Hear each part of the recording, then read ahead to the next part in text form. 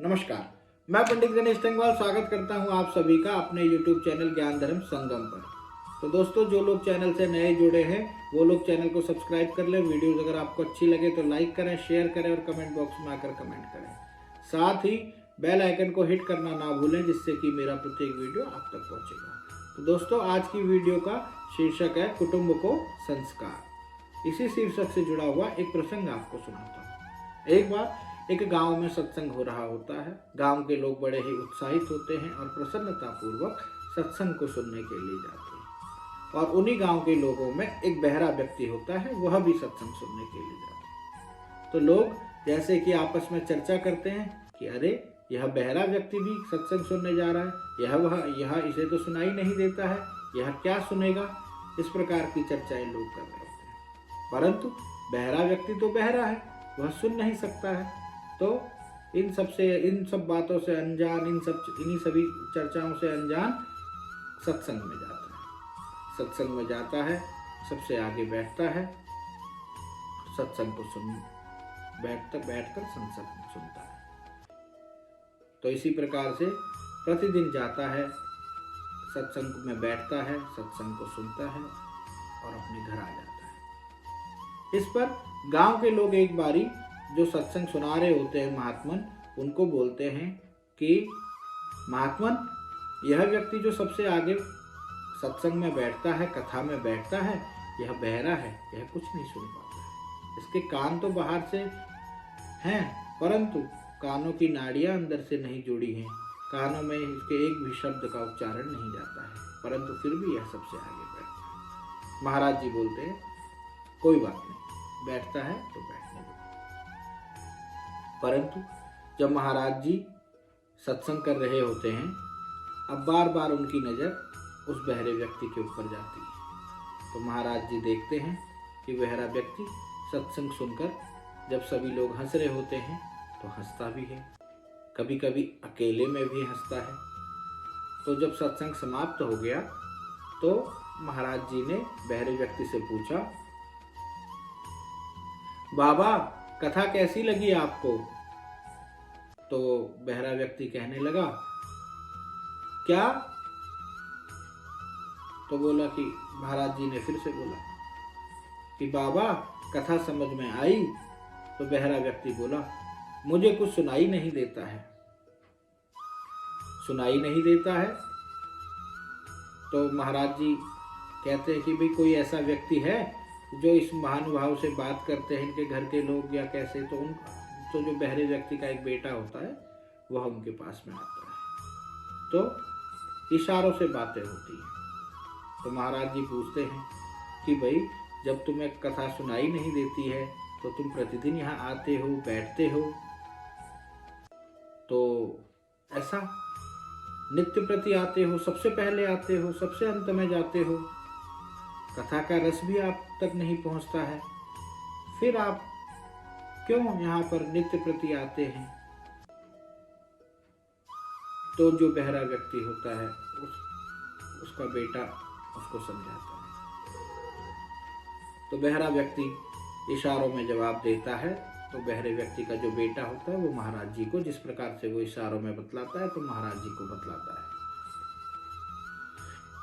कि महात्मन, मुझे सुनाई तो नहीं देता है, परंतु मुझे इतना समझ में आता है कि जब कोई ज्ञानी व्यक्ति, कोई संत, कोई महात्मा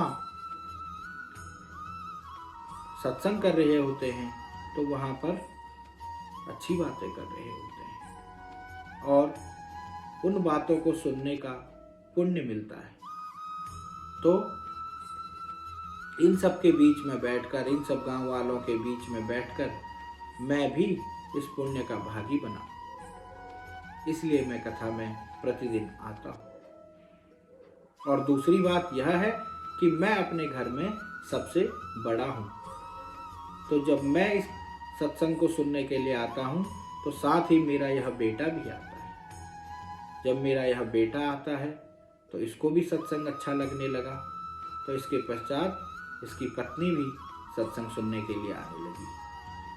जब पत्नी और मेरा बेटा और बहू जब दोनों सत्संग सुनने के लिए आने लगे तो साथ ही यह अपने बेटे को भी लाने लगे। इस प्रकार से मेरा पूरा परिवार, पूरा कुटुंब सत्संगी हो गया। अगर मैं केवल इस कारण से कि मैं सत्संग नहीं सुन सकता हूँ, मैं वहाँ जाकर क्या करूँगा, इस प्रकार की सोच को रखता तो ना तो मेरा बेटा यहाँ आता, ना मेरी बहू यहाँ आती और ना ही मेरे पोता पोती यहाँ पर आते। तो मेरा परिवार इस सत्संग के संस्कार से, मेरा कुटुंब, मेरा परिवार नहीं जुड़ पाता।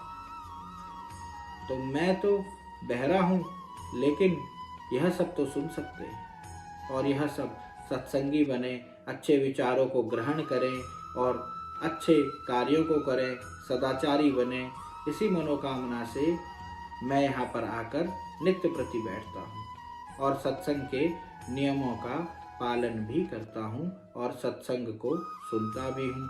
जब सभी लोग हंसते हैं तो मैं भी प्रभु का आशीर्वाद, प्रभु की कृपा समझकर हंसने लगता हूँ। कभी कभी अकेले में भी प्रभु की कृपा से कुछ सत्संग की बात को आपके इशारों से समझ लेता हूँ, तो कभी कभी अकेले में भी हंसता हूँ। तो सिर्फ बहरा होने की वजह से या सिर्फ श्रवण शक्ति ना होने की वजह से अगर मैं सत्संग में नहीं आता तो मेरा परिवार, मेरा कुटुंब संस्कारी नहीं बनता, उसको यह सत्संग का संस्कार नहीं मिलता। महात्मा बड़े ही प्रसन्न हुए और गांव वाले जो सब प्रारंभ में चर्चा कर रहे थे कि यह बहरा वहां जाकर क्या सुनेगा, इस प्रकार की चिंताओं पर जब इस प्रकार से बहरे व्यक्ति ने विराम लगा दिया तो वे मन ही मन बड़े ही अपमानित अपने आप को महसूस करने लगे। तो दोस्तों, जब भी कहीं पर सत्संग हो आप अवश्य जाएं, क्योंकि आपके जाने से ही आपका परिवार, आपसे जुड़े लोग, आपके दोस्त, आपके मित्र सभी सत्संगी होंगे और प्रभु कृपा का रस उनको प्राप्त होगा।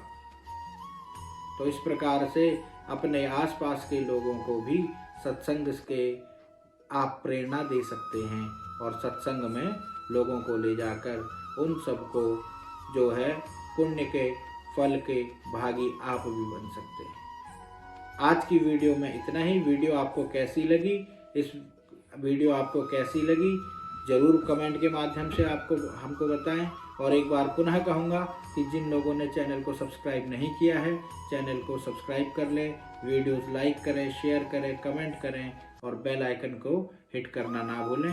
नमस्कार, धन्यवाद।